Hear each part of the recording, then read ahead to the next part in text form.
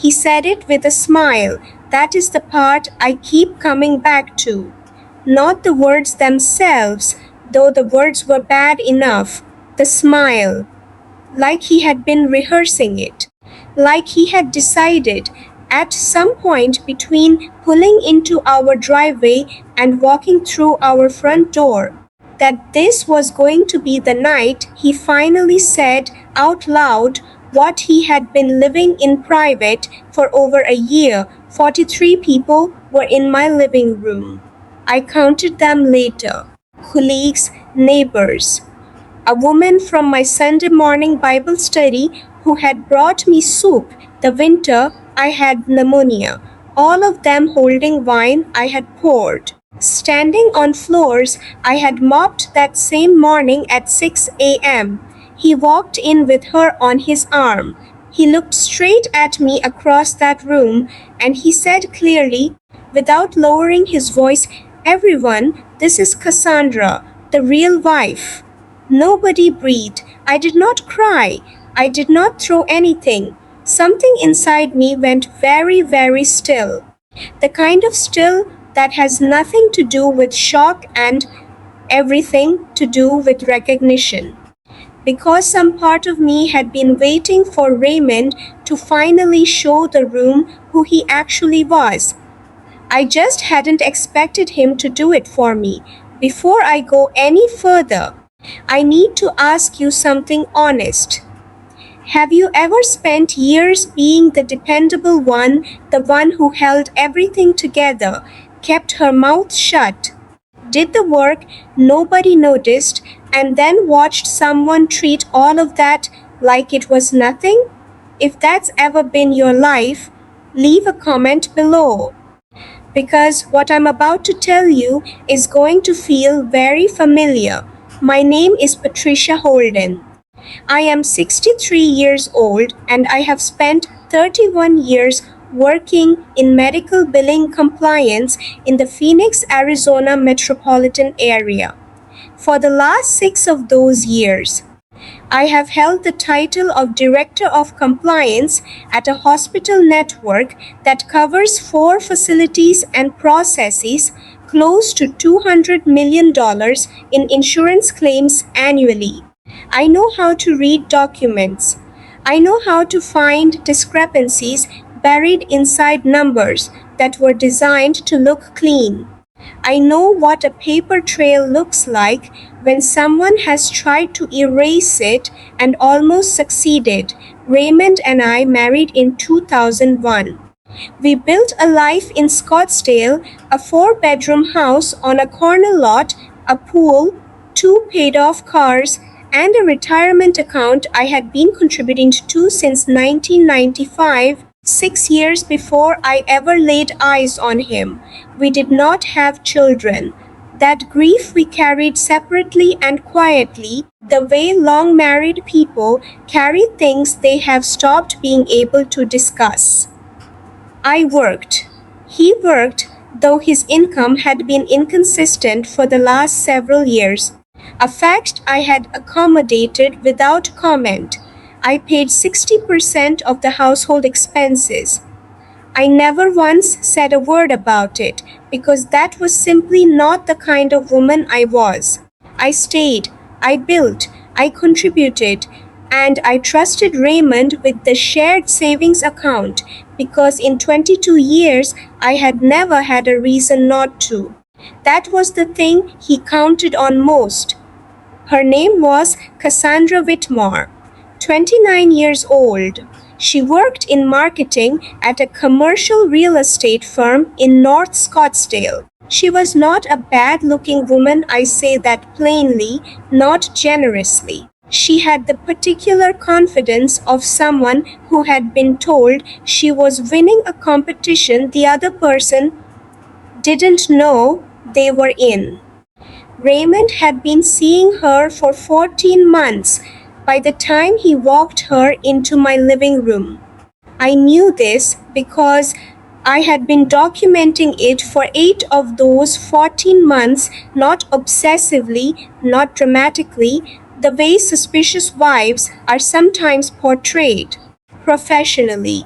The way I approach any audit. Something had started feeling off around March of the prior year. Round numbers withdrawing from the shared savings account every Thursday. An ATM branch 14 miles from our house, 4 miles from a zip code I had no reason to know. Calendar invitations syncing from Raymond's phone to the family iPad he had forgotten we shared vague ones. The kind that say meeting with no location and no attendees listed. Thursday evenings. Every single week, I did not confront him. I created a folder on my phone labeled Household Records because that is exactly what they were. By the time of the dinner party, that folder contained 11 months of bank alerts I had set up on the shared account, screenshots of the calendar invitations, ATM records pulled from paper statements showing $400 withdrawn every Thursday from that same branch. And most importantly, a lease agreement I had found through a public record search on a limited liability company registered in Maricopa County under the name RHW Investments. R for Raymond, H for Holden, W for Whitmore, a two-bedroom apartment on North Scottsdale Road, monthly rent of $3,200, 14 months of payments, $54,800 out of our shared savings account 6 weeks before the dinner party. I had sat across a desk from a family law attorney named Deirdre Cho on East Camelback Road and shown her every document in that folder. She looked at everything carefully and then looked at me and said, "Patricia, Arizona is a community property state. Dissipation of marital assets during an affair is actionable. Do not move money. Do not confront him. Let me tell you when." I had gone home that evening and made dinner and sat across from Raymond and talked about nothing important and gone to bed. I had waited. The discovery that changed the calculation wasn't the lease. It wasn't even the bank statements. It was a Tuesday afternoon, 3 weeks before the party. I was reviewing the shared account online routine, the way I check everything, and I noticed Raymond had set up a secondary authorized user on the account. Someone he had added quietly without discussing it with me sometime in the previous 60 days. The name on the authorization was C. Whitmore. She had access to our joint account. She had been able to see the balance, initiate transfers, and potentially withdraw funds. She had not done so yet, but the access existed. I sat at my kitchen table for approximately 4 minutes looking at that screen. Then I picked up my phone and called Deirdre. She was quiet for a moment after I told her. Then she said, "That changes things considerably." I knew it did. Because it meant this was not just an affair Raymond was funding carelessly. It was a handover. He had been planning a transition. He had added the next woman to the account before removing the current one. He had simply forgotten or never thought to check whether I might be paying attention. I had been paying attention for 31 years. You know what nobody tells you about women who go quiet? People mistake it for surrender. They see a woman who has stopped arguing, stopped demanding, stopped making noise, and they decide she has accepted things as they are. What they don't understand is that some of us go quiet because we are busy, we are reading, we are preparing. We are waiting for the moment when what we know is worth considerably more than what they assume. Every woman I admire has had that moment. The moment the quiet ends.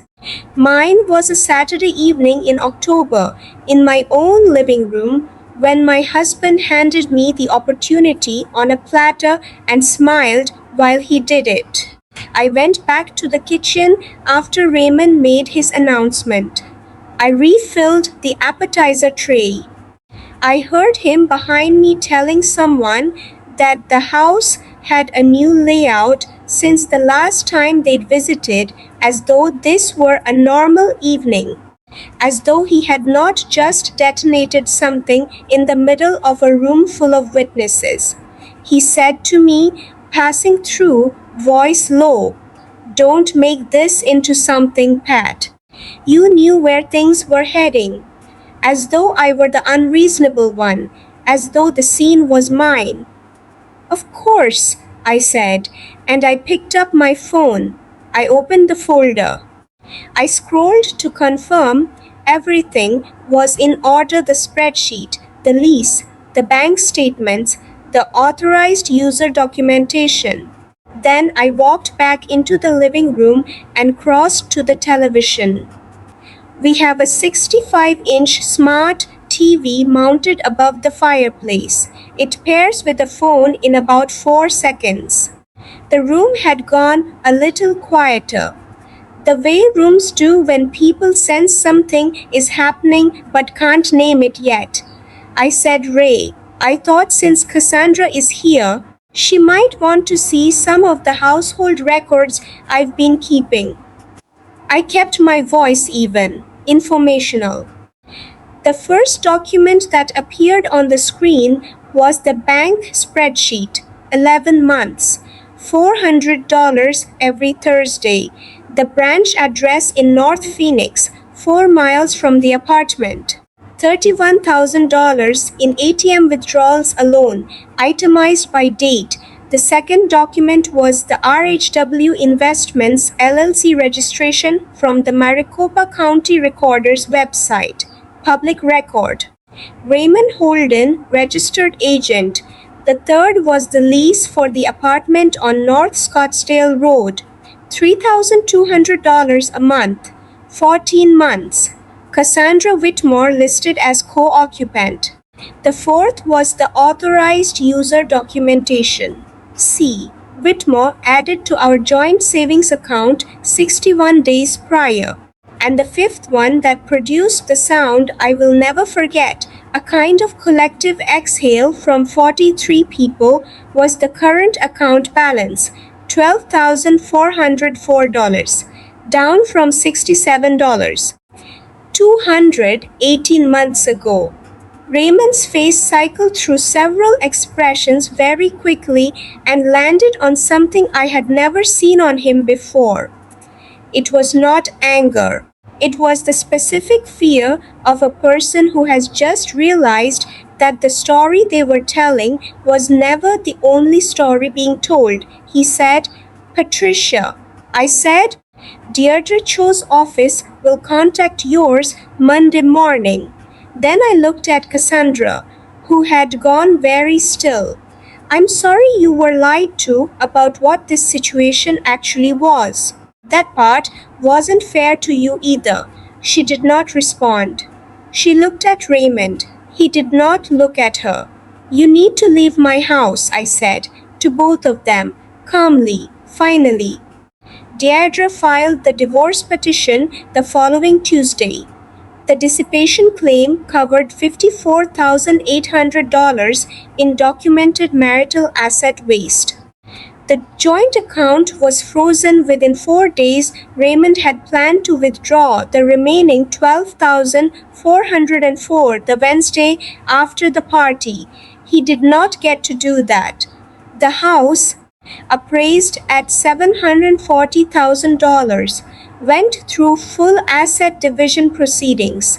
My contributions to the mortgage over 22 years were documented to the dollar.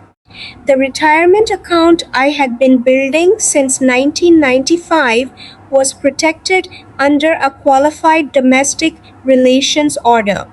His attorney's first settlement offer was, according to Deirdre, not serious. After she submitted the full financial disclosure, that attorney went quiet for 11 days. Raymond called me twice in November. The first call was angry. He said I had humiliated him in front of people he respected. I did not point out what he had done in front of people I respected, because that conversation was no longer one I needed to have. The second call was different. His voice was quieter, lower, like something in him had deflated. He said he was sorry, not for strategic reasons. I could tell the difference after 22 years. He meant it. The way people mean things when it is too late for meaning to matter. I said, I know, Raymond, and I meant that too. Cassandra moved out of the apartment on North Scottsdale Road by December. The lease under RHW Investments expired in January and was not renewed. I know this because I had set a reminder to check the county records. Old habits. Linda, my neighbor, came by 2 weeks after the party with a casserole dish and sat down at my kitchen table and tried to find the right words. She kept starting sentences and stopping them. Finally, she said, I feel like I should have seen it. I feel like I should have told you something. I told her that wasn't on her. She said, but were you okay this whole time? All these months, you were collecting all of that and you just sat across from him at dinner? I thought about that for a moment.